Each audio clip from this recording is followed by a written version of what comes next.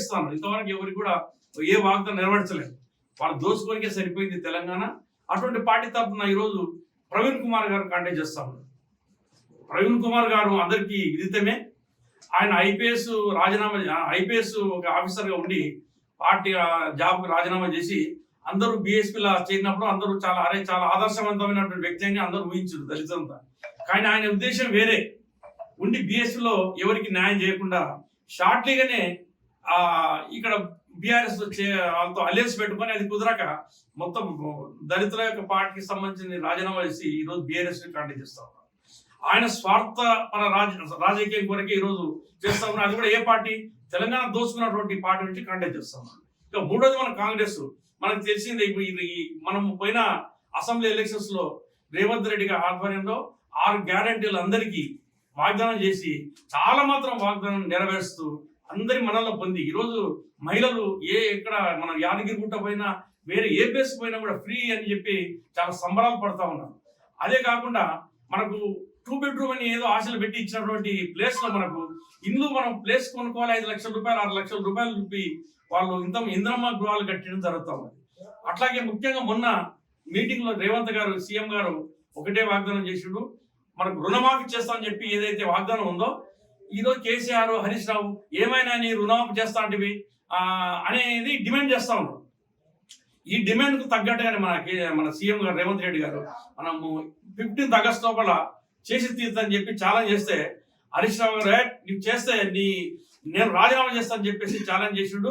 మనందరం కూడా ఆ రోజు ఆయన రాజీనామా కోరిక ఎదురు చూడాల్సిన అవసరం ఎంతైనా ఉంది.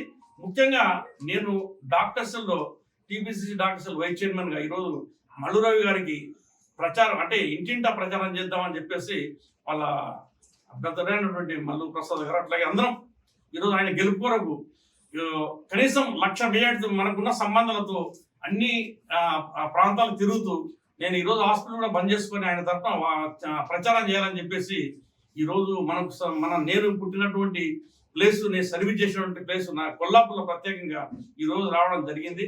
అత్యధిక మెజార్టీ పోయినసారి మనకు ఎమ్మెల్యేలు 30,000 మెజార్టీ దగ్గర వచ్చింది. అంతకంటే పైన మెజార్టీ రావాలనే ఉద్దేశం నేను ప్రత్యేకంగా తిరగడం జరుగుతూ ఉంది. అందరినీ కోరుకుంటున్నా, కొల్లాపూర్ ప్రజలను కూడా అందరూ అర్థం చేసుకోవాలి. ఎందుకంటే ఈ పార్టీ ప్రజాస్వామికమైనటువంటిది, ఇంద్రాపాలన సుపరిపాలన జరిగినటువంటి ప్రజా పరిపాలన మనం చూసాము. మనం బంగారు తెలంగాణ కేసీఆర్ పాలన 10 ఏళ్ళు ఎలా ఉంది, మనం వచ్చిన వెంటనే ఈరోజు ఆ గద్దె మొత్తము మన ప్రగతి భవన్ రాజుల కూడా లాగా ఉన్నటువంటి ప్రగతి భవన్ ముందు గేటు కూలగొట్టేసి ప్రజాభవన్ చేసి ఈరోజు ప్రజాస్వామిక పాలన అంటే ఈరోజు మన రేవంత్ గారి ఆధ్వర్యంలో జరుగుతూ ఉంది. అటువంటి ప్రజాస్వామ్య పాలన ఎందుకంటే ప్రజాస్వామ్యం అనేది అందరికి కనబడాలి. ఆయన కేసీఆర్ ఆయన బీఆర్ఎస్ లో ఎలా ఉండింది, ఎవరైనా ఉద్యమం చేద్దాం నల్ల బ్యాడ్జీలు పెట్టుకుంటే కూడా కనీసం ఇంట్లో నుంచి హోమ్ అరెస్ట్ అని చెప్పేసి బయటికి వెళ్ళించే వాళ్ళు కాదు. మనము ఏదైనా ఉద్యమం చేసినప్పుడు మన నల్ల బ్యాడ్జ్లో ఏదో చిన్న నిరసన కార్యక్రమం ఉంటాయి, ఏ దాని కూడా వాళ్ళ పరిపాలనలో జరగలేదు. అదే అప్రజాస్వామ్య పరిపాలన. మనం ఇంకోటి ఈ బీఆర్ఎస్ మన బీజేపీ వాళ్ళు చెప్పేది ఏంటంటే ఎలాగో ఈసారి ఓడిపోతాం అనే ఉద్దేశంతో రాముని ముందుకు తీసుకొచ్చాం. అయోధ్య రాముడు ఎక్కడైనా దేవుడే. మనం భద్రాచలంలో ఈరోజు ఎన్నో ఏళ్ళకెళ్ళి మనం ఆయన శ్రీరాముని కొలుస్తా ఉన్నాం. కానీ బీజేపీ వాళ్ళు అందరికి అక్షంతలు ముట్టాలే అని సెంటిమెంట్ తీసుకొస్తా ఉన్నారు. రాముడు అనేవాడు అందరికి దేవుడే. మనము కూడా పూజిస్తాము, ప్రతి ఒక్కరు పూజిస్తారు. దాన్ని ముందు పెట్టేసి ఈరోజు ఆ సెంటిమెంట్ ద్వారా హిందుత్వాన్ని హిందువులం అంతా ఒకటే, హిందువులైన ఏదైనా మన country secular country. Doctor BR Ambedkar garu రాసినటువంటి ప్రజాస్వామ్యం సెక్యులర్ పార్టీ, సెక్యులర్ ఉన్నటువంటి కంట్రీ అది. అన్ని మైనారిటీస్ కానీ ఏ మతమైనా కూడా ఉన్నటువంటి అవకాశం ఉన్న దేశం అనేది. దాన్ని కాపాడే అటువంటి పార్టీ మన కాంగ్రెస్ పార్టీ.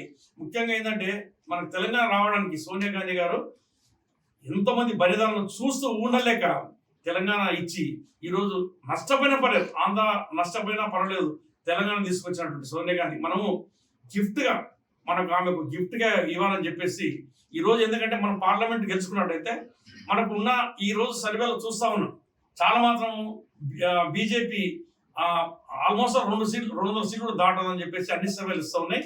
మనము ఈ రాహుల్ గాంధీ గారిని ప్రైమ్ మినిస్టర్ చేసుకున్నట్టయితే ప్రజాస్వామ్య పాలన అట్లాగే సెక్యులర్ కంట్రీగా నిలబడదని చెప్పేసి అందరికీ ప్రతి ఒక్కరికి కూడా వారు 5 న్యాయ సూత్రాలను కూడా మనం మొన్న మీటింగ్ లో అనౌన్స్ చేశారు. ఈ 6 గ్యారెంటీలు కూడా ఎంతో విజయవంతంగా నడుస్తున్నటువంటి తెలంగాణలో న్యాయ సూత్రాలు 6 కూడా పాటించి ప్రజలకు కూడా అందుబాటులో వస్తుంది. అందుకొరకు అందరికీ నేను కొల్లాపూర్ ప్రజలకు ఒకటే విజ్ఞప్తి చేస్తా ఉన్నా, మల్లురావు గారి అత్యధికమైన, ఎందుకంటే మనము అనంతరాములు గారి నుంచి చూస్తా ఉన్నాం, పిలిస్తే పలికి మల్లు అని ప్రతి ఒక్కరు గోడలో రాసుకునేది.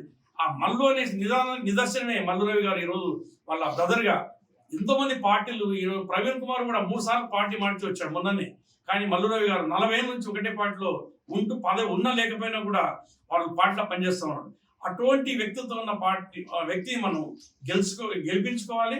అట్లాగే ఆయనతో మనం ప్రతి ఒక్కరు ఎవరు ఫోన్ చేసినా కూడా వాళ్ళ తాపేత మాట, అది మనకు కావాల్సింది. మన పని అనేది ఆయనకి తనకు తోచిన ప్రతి ఒక్కరికి చేశాడు. అందుకొరకు మనము ఈ రోజు ప్రజాస్వామ్యం నిలబడాలంటే మన ప్రాంతం అభివృద్ధి, ఎందుకంటే ఇప్పుడు మనకు కొత్తగా మనకు ఈ నేషనల్ హైవే ఈ విధంగా వస్తున్నాయి. మనకు ఎంతో అభివృద్ధి చెందాల్సినటువంటి మన నల్లమల్ల ప్రాంతం ఉంది. మనకు ఎన్నో వనరులు ఉన్నాయి. మనకు ఈ ఇండస్ట్రీ పెట్టాలన్నా, కాగిత పరిశ్రమ పెట్టాలన్నా, అట్లాగే ఇక్కడ నది పైన మనకు టూరిజం డెవలప్ కావాలన్నా ఈ అవకాశాలు ఉన్నాయి. కాబట్టి మరి రవి గారు ఆయన రైల్వే కూడా మనకు వచ్చే ఆస్కారం ఉంది. అటువంటి అవకాశం, అటువంటి ఈ వాగ్దానం వీళ్ళు చేయకపోయినా వాళ్ళ తరఫున మేము చేస్తాం. మనకి ఎందుకంటే తెలుసు కాబట్టి ఆయనను ఎంపీ గెలిపించుకున్నట్టయితే మనము అటువంటి అవకాశం మనం సద్వినియోగం చేసుకోవచ్చు అని చెప్పి కొల్లాపూర్ ప్రజలకు ప్రత్యేకంగా విజ్ఞప్తి చేస్తాము.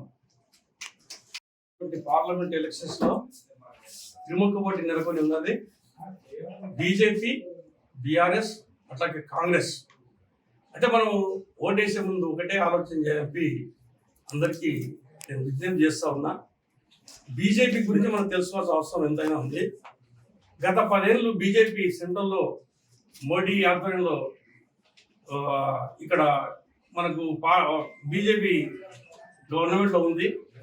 ఆయన వచ్చి మనము వచ్చిన 10 ఏళ్ల కింద మనకు చెప్పిన మాట ఏంటంటే, ఈ కాంగ్రెస్ వాళ్ళు వేరే దేశం నల్ల ధనం దాపెట్టారు, మొత్తం తీసుకొని ఇక్కడ వచ్చి అందరికీ ఇంటింటికి 15 లక్షల రూపాయలు పంచుతా అని చెప్పి వాగ్దానం చేశాడు. ఇంటింటికి ఒక ఉద్యోగం అన్నాడు. అట్లాగే ఎన్నెన్నో వాగ్దానాలు చేశాడు.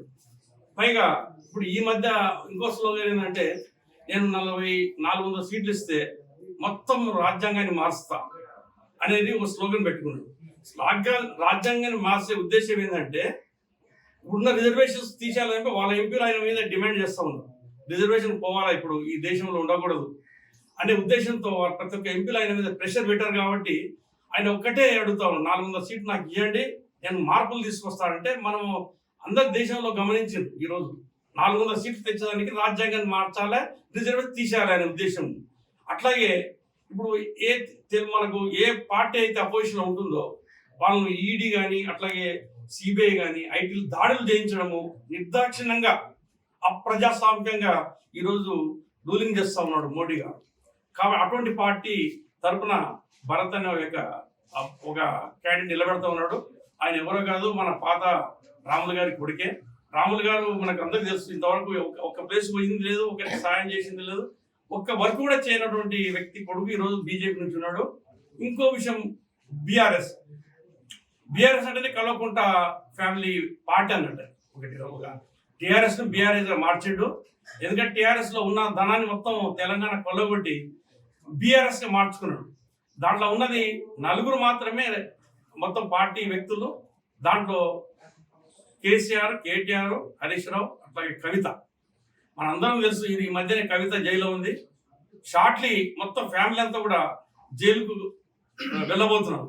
రీజన్ ఏంటంటే, కాళేశ్వరం దోషించినటువంటి మొత్తం దోపిడీ చేయబడింది. మనం ఏదైతే తెలంగాణను బలిదానాలతో తెచ్చుకున్న తెలంగాణ, మనం 2 సపరేట్ అయినప్పుడు మనకు 16,000 కోట్ల రూపాయలు మిగులు బడ్జెట్ ఉన్నటువంటి తెలంగాణ బంగారు తెలంగాణ అని అందరూ ఊహించరు. ఈరోజు బంగారు తెలంగాణ కాదని మొత్తం దోచుకున్నటువంటి తెలంగాణ తయారైంది. ఈరోజు ఆయన కూడా కేసీఆర్ ఏం వాగ్దానం చేశాడు మనకు అందరికీ, వచ్చిన కొత్త తెలంగాణ వచ్చినప్పుడు అందరూ కూడా ఆశలు చాలా, ప్రతి ఒక్కరికి ఉద్యోగం ఇస్తా అన్నాడు. తర్వాత మనము ఒక బెడ్రూమ్, మన 2 బెడ్రూమ్ కూడా అందరికి పనిచేస్తా అన్నాడు, డబుల్ బెడ్రూమ్ ఇస్తా అన్నాడు. అటువంటి వాగ్దానం, ఒక ఎస్సీని కూడా సీఎం చేస్తా అని అటువంటి వాగ్దానం చేసి గల్లిబోలి మాట చెప్పి సీఎం అయిన తర్వాత 10 ఏళ్లలో చేసింది ఏంటంటే తెలంగాణ మొత్తం దోచుకోవడము. జై కాంగ్రెస్, జై జై కాంగ్రెస్, జై కాంగ్రెస్, జై జై కాంగ్రెస్, జై సోనియమ్మ, జై జై సోనియమ్మ, జై రాహుల్ గాంధీ, జై రాహుల్ గాంధీ, జై ప్రియాంక గాంధీ, జై ప్రియాంక గాంధీ. మల్లు రవి గారి నాయకత్వం, వర్ధిల్లాలి, మల్లు రవి గారి నాయకత్వం, వర్ధిల్లాలి, వర్ధిల్లాలి మల్లు రవి గారి నాయకత్వం, వర్ధిల్లాలి, వర్ధిల్లాలి, వర్ధిల్లాలి మల్లు రవి గారి నాయకత్వం. వర్ధిల్లాలి, వర్ధిల్లాలి.